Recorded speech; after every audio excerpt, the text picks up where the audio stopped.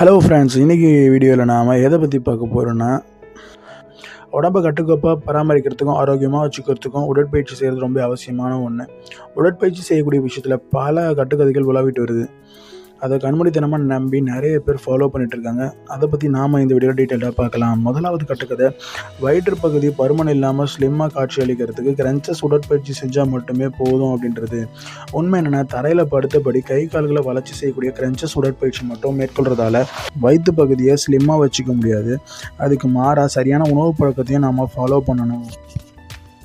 ரெண்டாவது கட்டுக்கதை என்னென்னா, வேர்வை அதிகமாக வெளியே வந்துச்சுன்னா அதிகமான கொழுப்பு எரிக்கப்படுதுன்னு நினச்சிக்கிறாங்க. உண்மை என்னென்னா, வேர்வைன்றது கலோரி எரிக்கப்படுறது குறைக்காது. உடற்பயிற்சி செய்யும்போது வேறு ஏதாவது உடல் செயல்பாடுகளின் போது சூரிய கதிர்வீச்சுகள் அதிகமாக வெளிப்படக்கூடிய சமயத்தில் வேர்வை வெளியேறது உடலை குளிர்விக்கக்கூடிய ஒரு செயலாக தான் பார்க்கப்படுதுங்க.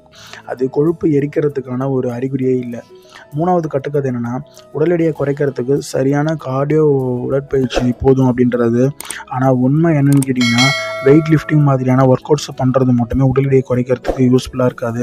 அது வளர்ச்சிதை மாற்றத்தை அதிகரிக்க செய்யும், தசைகளையும் வலிமைப்படுத்தும். அதுக்கு மாறாக கார்டியோ பயிற்சிகளை மட்டுமே மேற்கொள்ளணும்னு அவசியம் இல்லை. நாலாவது கட்டுக்கதை என்னென்னா, நல்ல உடற்பயிற்சி செஞ்சாலே போதும், ஊட்டச்சத்து மிக்க உணவுப் பொருட்களை சாப்பிடலைன்னா அதை பற்றி கவலைப்பட வேணான்றது. ஆனால் உண்மை என்னென்னு கேட்டிங்கன்னா, உடற்பயிற்சியால் ஊட்டச்சத்தோட தேவையை ஈடுகட்ட முடியாது. உடல் எடை குறையறதுக்கும் ஒட்டுமொத்த ஆரோக்கியத்துக்கும் ஊட்டச்சத்து ரொம்ப முக்கிய பங்கு வகிக்குது. அஞ்சாவது கட்டுக்கதை என்னென்னு கேட்டிங்கன்னா, ஊட்டச்சத்து குறைபாடு இருந்துச்சுன்னா அதை நிரப்புறதுக்கு சத்து மாத்திரை சாப்பிடலாம் அப்படின்னு நினைக்கிறாங்க.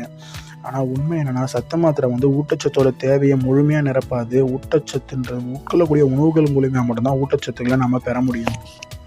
ஆறாவது கட்டுக்கதை என்னன்னு கேட்டிங்கன்னா, கார்போஹைட்ரேட் அதிகமாக இருக்கக்கூடிய உணவுப் பொருட்களை சாப்பிட்றது நல்லதே கிடையாதுன்றது. ஆனால் உண்மை என்னன்னு சொல்லப்போனால், உடலுக்கு தேவையான ஆற்றலை உருவாக்குறதுக்கும் ஒட்டுமொத்த ஆரோக்கியத்துக்கும் கார்போஹைட்ரேட் ரொம்ப அவசியமானவை. அவற்றை அதிகமாக சேர்க்கறது ஆபத்து தான் தவிர சரியான அளவில் உட்கொள்றதுன்றது ஒட்டுமொத்த கார்போஹைட்ரேட்டையும் தவிர்க்கிறது நல்லதே கிடையாது. ஏழாவது கட்டுக்கதை என்னென்னா, உடற்பயிற்சி செய்யும்போது வலி அனுபவிக்கிறதுல தவறு இல்லை, வலி இல்லாமல் இருந்தால் தான் பலன் கிடைக்காதுன்றது. உண்மை என்னென்னா, உடற்பயிற்சியின் போது வலிமை அனுபவிக்கிறது நல்ல உடலுக்கு எந்த ஒரு நன்மையும் கொடுக்காது. உடற்பயிற்சி செய்யும்போது ஏற்படக்கூடிய அசௌகரியத்துக்கும் வலிக்கக்கூடிய வித்தியாசம் இருக்குங்க. காயம் ஏற்படும் போது அளவுக்கு அதிகமாக கடுமையாக உடற்பயிற்சி செஞ்சால் கூட இந்த மாதிரி நடக்கும். எட்டாவது கட்டுக்கதை என்னென்னா, வெயிட் லிஃப்டிங் மாதிரியான வலிமையான உடற்பயிற்சிகளை செய்யக்கூடிய பெண்கள் உடல் பருமன் பிரச்சனையை எதிர்கொள்கிறாங்கன்றது. உண்மை என்னென்னா, பெண்களும் ஆண்களை போலவே அதிக அளவில் டெஸ்டோஸ்டெரான் ஹார்மோன் சுரக்கிறதில்ல. வலிமை பயிற்சி, அதாவது வெயிட் லிஃப்டிங் மாதிரியான ஒர்க் அவுட்டை செய்யும்போது தசைகளை வலுப்படுத்துறதுக்கு மட்டும்தான் உதவுது. ஒன்பதாவது கட்டுக்கதை என்னென்னா, ஜிம்மில் அதிக நேரம் பயிற்சி செய்கிறது நல்ல பலனை கொடுக்கும் நிறைய பேர் நினைக்கிறாங்க. உண்மை என்னென்னா, உடற்பயிற்சி செய்யக்கூடிய நேரத்தை விட பயிற்சியோட தரம் தான் ரொம்ப முக்கியமானது. அதிகமான நேரம் உடற்பயிற்சி செய்கிறதுன்றது உடலோட செயல்திறனை குறைக்கிறதுக்கு கூட வழிவகுக்கலாம். பத்தாவது கட்டுக்கதை என்னென்னா, உடலோட குறிப்பிட்ட உறுப்பை மட்டும் மையப்படுத்தி நாம் செய்யக்கூடிய உடற்பயிற்சி கொழுப்பை குறைக்கும்னு நினச்சிட்டு இருக்காங்க. ஆனால் அதுக்கான உண்மை என்னென்னா, குறிப்பிட்ட உடல் உறுப்புகளுக்கு அழுத்தம் கொடுக்கக்கூடிய வகையில் உடற்பயிற்சி செய்கிறதுன்றது அந்த பகுதிகளில் சேரக்கூடிய கொழுப்பை குறைக்கும்னு நம்பப்படுறது கட்டுக்கதை தான்.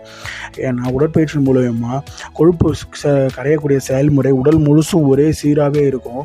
குறிப்பிட்ட பகுதியில் மட்டும் சேர்ந்திருக்கக்கூடிய கொழுப்பு குறையாது. ஸோ இந்த மாதிரி நிறைய விஷயங்கள் தெரியாமல் நிறைய பேர் நிறைய நம்பிக்கைகளை நம்பி கட்டுக்கதைகளை நம்பி உடற்பயிற்சி செஞ்சுட்ருக்காங்க. அவங்களுக்கு இந்த வீடியோ ரொம்ப யூஸ்ஃபுல்லாக இருந்திருக்குன்னு தான் நம்புகிறேன். இந்த வீடியோ பிடிச்சிருந்தா கீழே இருக்கக்கூடிய ரெட் கலர் சப்ஸ்கிரைப் பட்டனை ப்ரெஸ் பண்ணி சப்ஸ்கிரைப் பண்ணிக்கோங்க. கூடவே பக்கத்தில் இருக்கக்கூடிய பெல் பட்டனை கிளிக் பண்ணுங்க. இதே மாதிரி ஒரு சுவாரஸ்யமான வீடியோவில் நான் உங்களை சந்திக்கிறேன். நன்றி, வணக்கம்.